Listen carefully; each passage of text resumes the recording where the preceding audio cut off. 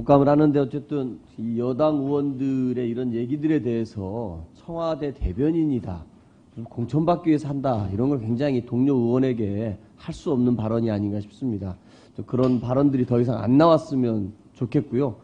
그런 발언들이 좀 나온 것에 대해서 굉장히 좀 유감스럽게 생각을 합니다. 최근 국세청에서 대림그룹 지주사인 대림코퍼레이션에 대한 부정기 세무조사 실시된다고 발표가 됐던데 서울청장님 맞습니까? 개별 납세자에 대한 세무조사 실시 여부는 확인해 드리기 어렵습니다. 맞는다는 얘기군요. 대림코퍼레이션은 2016년 5월에 정기 세무조사를 받았고 17년에는 대림산업 역시 세무조사를 받았어요. 모두 세적지가 서울청 맞죠? 아니에요? 예, 세적지는 맞는 것 같습니다. 맞는 것 같아요? 이렇게 큰 재벌 대기업인데 청장님께서 그걸 모르신단 말이에요? 맞아요. 제가 확인해 드릴게요. 서울청이 맞습니다. 국세청 본청에서 본청 국감 때도 질의한 바가 있는데 이 대림 코퍼레이션하고 대림 INS 합병 과정에서 여러 가지 의혹들이 있었고 당시 본의원이 질의를 하니까 우리 국세청장께서 뭐라고 답변하셨냐면은 상증법 35조 저가 양수에 따른 이익의 증여, 그리고 상증법 제39조의 2 감자에 따른 이익의 증여, 그리고 상증법 제38조 합병에 따른 이익의 증여, 그리고 법인세법 제52조 부당행위 계산의 부인 등 4개 이상의 조세 탈루 혐의에 대해서 검토가 필요하다라고 답을 한 바가 있습니다. 서울청에서 2016년 5월에 정기 세무조사를 하면서 그 조사 대상 기간을 2011년에서 14년 회계연도로 대상을 한정을 했어요.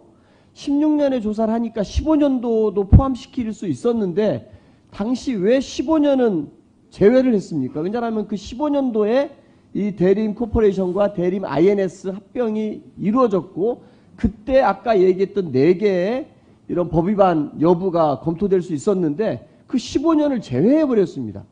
왜 그 15년 회계연도는 제외했습니까? 서울청에서? 통상적으로 조사 대상 과세 기관으로 선정하는 연도하고 네. 선정된 이후에 조사를 착수하는 시기가 좀 시간적인 차이가 있습니다. 그래서 의원님 말씀하신 대로 예를 들어서 2016년에 조사를 했다고 해도 2015년 귀속까지를 다 조사를 꼭 해야 되는 건 아닙니다. 통상 한 2년 정도 이상의 시간 차이가 있습니다. 그런데요, 가장 중요한 거는 2015년도에 대림 코퍼레이션하고 대림 INS가 1대 4.19의 비율로 4.18의 비율로 합병을 합니다. 이 과정에서 이준영 회장과 이해욱 부회장의 지분이 대주주가 확 바뀝니다. 그래서 이해욱 부회장이 52%의 지분을 갖게 됨으로써 세금 한 푼 안 내는 이 승계가 이루어지거든요. 그렇기 때문에 당연히 우리 국민들 입장에서 보면은 이 과정에 대한 뭔가 세무조사가 이루어져야 될 텐데 아예 이 2015년에 이 합병이 일어났던 해는 아예 빼버린 겁니다. 지금 말씀하신 게 타당하고 우리 국민들이 다 이해할 거라고 생각하십니까? 어떠십니까? 대기업, 우리 국민들이 다 이해할까요? 네. 통상적으로 대기업의 경우에는 정기 순환조사 대상이기 때문에 네. 이번 조사가 아니면 다음 조사라도 분명히 검증을 받게 되어 있습니다. 네. 그래서 지금 다시 또 부정기 조사를 하고 있죠? 올해 들어서. 개별적인 사항이라 확인해 드리기 어렵습니다. 조사를 하고 있는 모양이네요. 저는 이게 보면은 이 일체 상속 증여세 부담이 전혀 없이 경영권 승계가 이루어졌습니다. 2015년에요. 이게 참 이게 합법적이란 말을 붙일 수 있을지 우리 국민들이 이런 걸 보면은 국세청은 뭘 하나 싶을 겁니다. 또 세적지가 여기 서울청 소관인데 우리 서울 국세청장님은 뭐 하시나 이런 생각들을 우리 국민들이 당연히 하지 않겠습니까? 이 대림 같은 경우는 재계 순위가 18위예요. 계열사 26개나 거느리고 있습니다.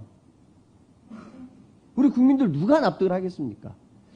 이 2016년 5월 11일에 이 대림 코퍼레이션에 대한 세무조사를 착수를 했는데요.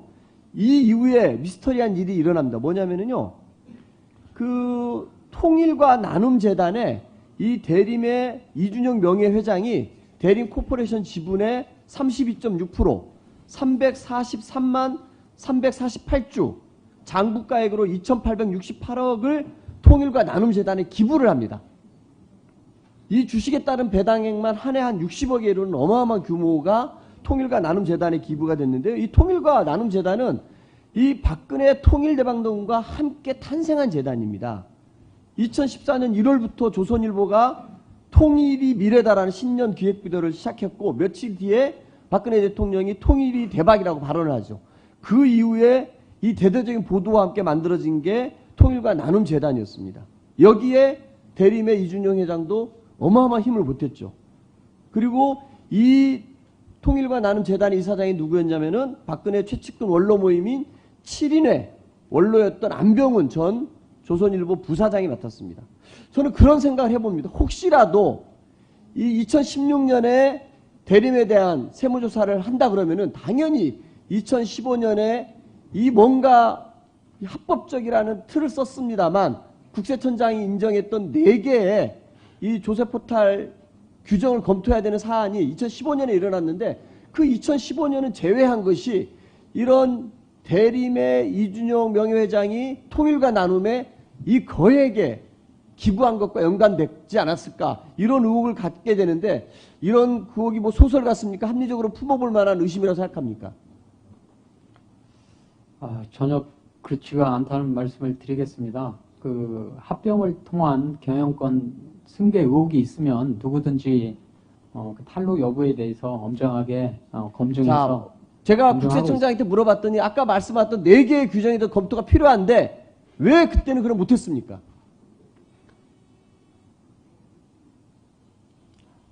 종전에 말씀드린 대로 그 조사 선정 시기하고 조사 착수 시기에는 시차가 2년 이상 있습니다. 그런 점을 좀 감안해서 판단해 주셨으면 좋겠습니다.